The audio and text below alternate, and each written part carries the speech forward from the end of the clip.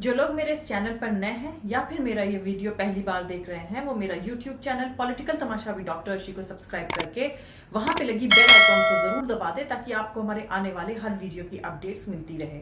और दोस्तों, अगर आपको हमारा काम पसंद आता है, हमारे वीडियोस पसंद आते हैं, तो www.patreon.com/dr अर्शी खान पर जाकर डोनेट करके आप हमारे काम को सपोर्ट कर सकते हैं। तो चलिए आज के सियासी तमाशे के सफर को शुरू करते हैं।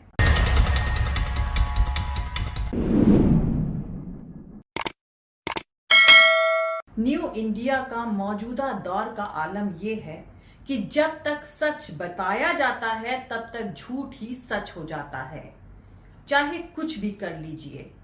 दरअसल हकीकत यह है कि झूठ के टीले पर बैठा बादशाह सच से खौफजदा है। भारत में अभी तक एडिटेड और फेक वीडियो को सोशल मीडिया के सुपारी किलर वायरल कर रहे थे। अब एडिटेड वीडियो को गोदी चैनल के प्राइम टाइम पर बेशर्मी से वायरल किया जा रहा है। राहुल गांधी के साथ जी ने जो कुछ किया वो गोदी मीडिया के झूठ पर आखिरी कील साबित होगा या नहीं, इस पर अभी कुछ नहीं कहा जा सकता है। राहुल गांधी का वो बयान दिखाना चाहते हैं जिसमें वो उदयपुर हत्याकांड के आरोपियों को बच्चा बता रहे हैं। The children who did this, I mean, they're also children, so it's not fine. It's not a good thing to do, but they've acted in a irresponsible way. It's my office, but before being my office is the office of the people of Wayanad. The children who did this, I mean, they're also children, so it's not fine. It's not a good thing to do, but they've acted in a irresponsible way. I don't have any anger or hostility towards them. वैसे इस झूठ के सियासी तमाशे में anchor से ज्यादा producer की गलती है, जिसने बाइट को अपने एजेंडे के हिसाब से मोड़ा। चैनल ने जब तक खेद जताया तब तक राहुल गांधी का बयान गलत कॉन्टेक्स्ट में गांव-गांव के व्हाट्सएप ग्रुप में फैला दिया गया। इस तरह की हरकत पर तो चैनल का लाइसेंस रद्द हो जाना चाहिए, लेकिन शायद ही ऐसा हो। दोस्तों, जी न्यूज के प्रोग्राम डीएनए में एक फेक न्यूज दी गई कि राहुल गांधी ने उदयपुर के हत्यारों को बच्चा बताया। इसे कुछ बीजेपी के मंत्रियों और बड़े नेताओं ने शेयर भी किया, जबकि राहुल अपने वायनाड ऑफिस में तोड़फोड़ करने वालों को बच्चा बताकर माफ करने की बात कह रहे थे। डीएनए का तिहाड़ी एंकर बदल गया, लेकिन डीएनए का डीएनए भला कैसे बदल सकता है। जी न्यूज ने जो किया वो ना तो पहली बार है और ना ही आखिरी बार। सिर्फ वही क्यों, बहुत सारे बाकी चैनल और जर्नलिस्ट हैं जो दिन रात यही काम करते हैं। देश की बर्बादी में इनका अहम रोल है। इनके फैलाए फेक न्यूज का शिकार आम लोग बनते हैं और कीमत चुकानी पड़ती है पूरी की पूरी सोसाइटी को। बीजेपी के झूठ के सियासी तमाशे की क्रोनोलॉजी समझिए। पहले राहुल गांधी केरल में अपने दफ्तर पर एसएफआई कार्यकर्ताओं के हमला करने वालों को माफ करने की बात कहते हैं। फिर जी न्यूज की तरफ से उसे उदयपुर में हुए कत्ल के गुनाहगारों को माफी के तौर पर दिखाया जाता है। उसके बाद बीजेपी के नेता राज्यवर्धन राठौर और बीजेपी के दूसरे नेता इस झूठ को ट्विटर पर फैलाते हैं, और इसके बाद जब कांग्रेस के नेताओं और तमाम दूसरे लोग इस फेक न्यूज पर बीजेपी को आईना दिखाते हैं तो ये ट्वीट हटा दिया जाता है, खबर रोक दी जाती है। लेकिन खेल ये है कि झूठी खबर चैनल से तो हट गई, पर भाजपा का झूठ फैलाने वाला सिस्टम इस झूठ को व्हाट्सएप के जरिए देश के सारे व्हाट्सएप ग्रुपों में फैला रहा है और कांग्रेस को हिंदू विरोधी के तौर पर पेश कर रहा है। पर अभी भी कांग्रेस जागरूकता बढ़ाने और मक्कारों का पर्दाफाश करते हुए उन्हें सजा दिलवाने में कामयाब होगी, इस पर भी बहुत कुछ नहीं कहा जा सकता है। वैसे जुबैर को इसीलिए अंदर किया गया है ताकि बेरोक टोक फेक न्यूज फैलाई जा सके। इस मुल्क में एक फैक्ट चेकर को पुलिस पकड़ सकती है, लेकिन फेक न्यूज फैलाने वाले एंकर को कोई हाथ भी नहीं लगा सकता है। वैसे यहां पर मैं आपको बता दूं कि मोहम्मद जुबैर की पुलिस हिरासत का वक्त खत्म होने के बाद उन्हें आज मेट्रोपॉलिटन मजिस्ट्रेट स्निग्धा श्रीवास्तव की कोर्ट में पेश किया गया था और दिल्ली पुलिस की तरफ से senior public prosecutor Atul Shrivastava ने कोर्ट से जुबैर के लिए 14 दिनों की न्यायिक हिरासत की मांग करी थी। जुबैर की तरफ से दलील रख रही वकील वृंदा ग्रोवर ने जमानत याचिका दाखिल करी थी, जिसे कोर्ट ने खारिज कर दिया है और मोहम्मद जुबैर को 14 दिनों की न्यायिक हिरासत में भेज दिया गया है। सिर्फ 14 दिनों की न्यायिक हिरासत क्यों साहब, फांसी ही दे देते, मालिक और ज्यादा खुश होता, राज्यसभा की सीट भी आपकी कंफर्म होती। पर जुबैर की वकील का कहना है जज से पहले ही पुलिस ने मीडिया को इन्फॉर्म कर दिया कि जुबैर की जमानत खारिज हो गई है और उन्हें 14 दिनों के लिए न्यायिक हिरासत में भेज दिया गया है। बहस हुई थी, बहस के बाद जज साहब ने मैटर को रिजर्व किया था जजमेंट। हम अभी जजमेंट के लिए वेट कर रहे हैं। मैं मोहम्मद जुबैर का काउंसिल हूँ, शौकित बैनर्जी। अभी तक जज साहब लंच के बाद बैठे नहीं है, but I am shocked to see that the DCP KPS Malhotra has leaked in the media कि हमारा बेल रिजेक्ट हो चुका है और 14 दिन का जेसी ग्रांट हुआ है। I have learned this by looking at Twitter post of news channels who are running this news. There are certain law reporters who have done this news and they are all citing KPS Malhotra as the source of this information. It is extremely scandalous and it speaks of the status of rule of law in our country today, that even before the judicial magistrate has sat and pronounced the order, the police has leaked the order to the media.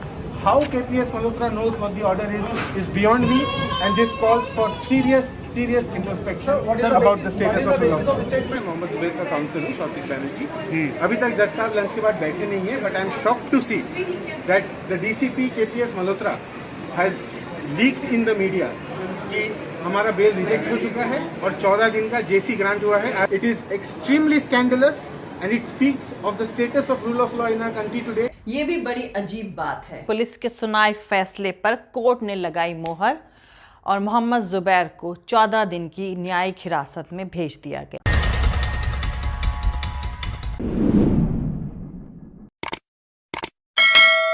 जरा सोचिए, राहुल गांधी पर एक national channel ने झूठ पर base पूरा programme बना दिया। मैं तो कह रही हूं कि साहिब पर एक सच के बेस पर प्रोग्राम बनाकर देख लीजिए, पता चल जाएगा कि तानाशाही किस चिड़िया का नाम है। वैसे एक बात तो कहनी पड़ेगी, मौजूदा दौर में जब बात बात पर घर के बाहर बुलडोजर लग जाते हैं, उस वक्त राहुल गांधी तोड़ फोड़ करने वाले स्टूडेंट्स को माफ कर रहे हैं, उन्हें बच्चा कह रहे हैं। यह भी तारीफ की बात है, क्योंकि मुल्क में बहुत सारे नेता ऐसे हैं जिनके सामने आप काले कपड़े पहनकर भी नहीं जा सकते हैं। यह भी एक गुनाह माना जाता है और वो माफ भी नहीं करते हैं, सीधे गिरफ्तार करवाते हैं। वैसे कांग्रेस पार्टी और कांग्रेस रूल्ड स्टेट की सरकार को अगर सच में इस राहुल गांधी के खिलाफ फेक न्यूज के क्राइम से कोई फर्क पड़ता है, तो अब तक फेक न्यूज फैलाने वाले ये तमाम लोग गिरफ्तार हो जाते। कांग्रेस को ट्विटर पर शोर करने के बजाय ऐसे फ्रिंज एलिमेंट से कानूनी तौर पर सख्ती से निपटना चाहिए।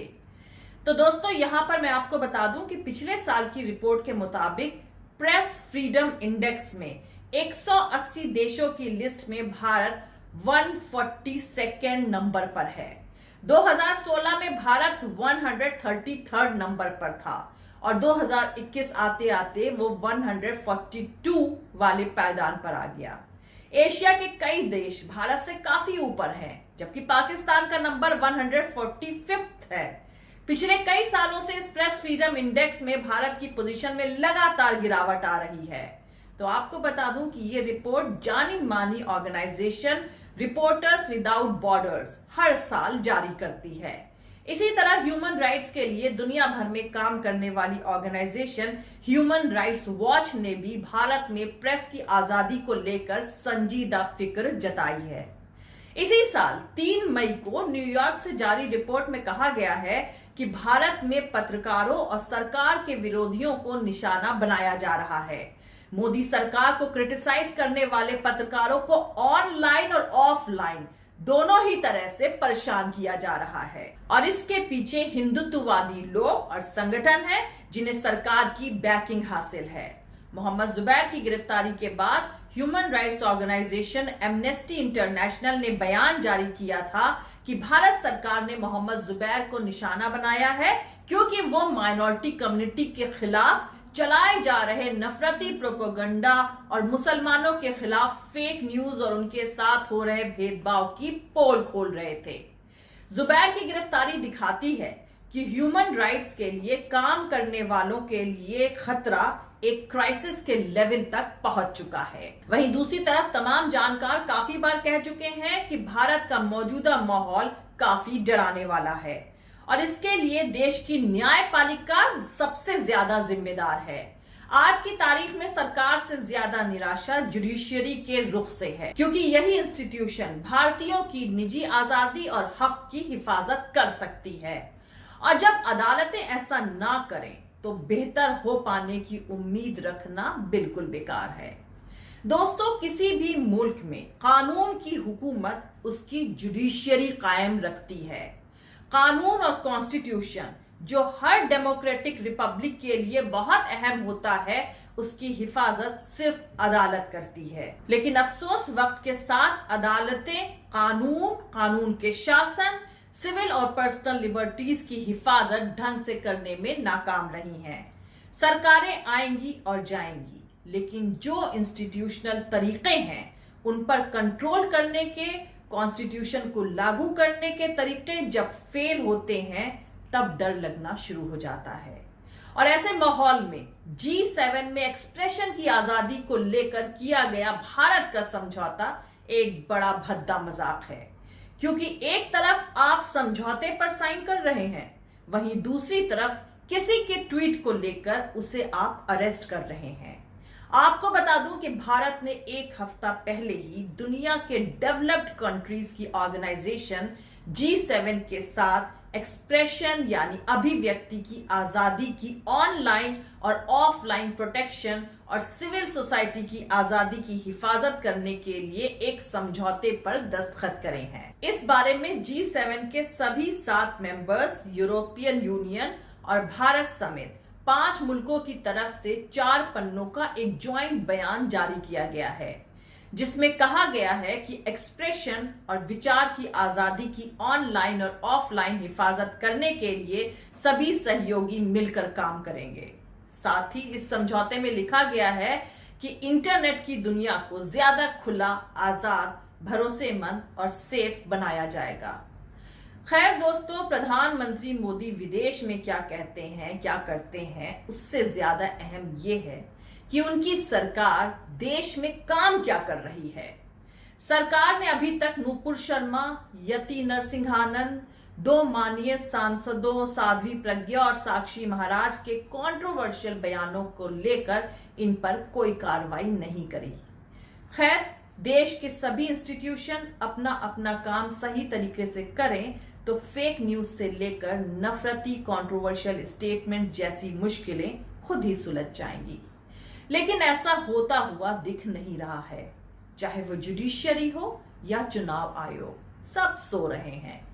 इसीलिए मुल्क का नेशनल चैनल अब फेक न्यूज फैलाने का काम कर रहा है। वैसे कहा जाता है कि असली ताकत तो जनता के हाथों में है।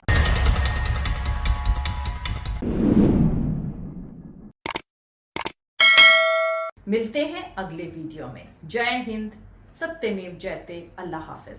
दोस्तों, हमारा पूरा वीडियो और दूसरे और वीडियोस देखने के लिए हमारा YouTube channel political Tamasha with doctor Arshi को सब्सक्राइब करके वहां पे लगी बेल आइकॉन को जरूर दबा दें, ताकि आपको हमारे आने वाले हर वीडियो की अपडेट्स मिलती रहे।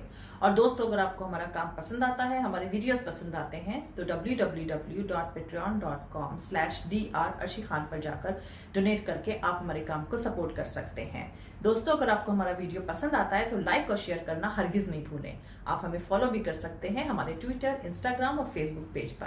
मेरा ट्विटर हैंडल है @@अर्शी अजीज खान। Thank you. मिलते हैं अगले वीडियो में।